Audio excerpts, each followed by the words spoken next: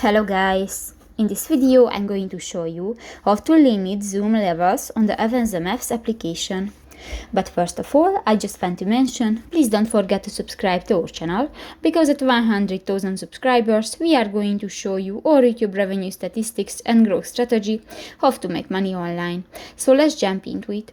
First of all, open the application on your device.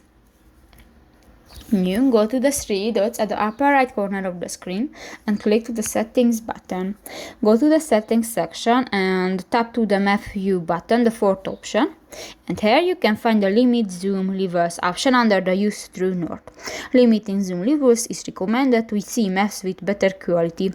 And if you want to enable, just click to the next circle icon. And if it will be orange, this function will be enabled, so you can set the limit zoom levels. So that's pretty much it for this video, guys. See you in the next one. Bye bye.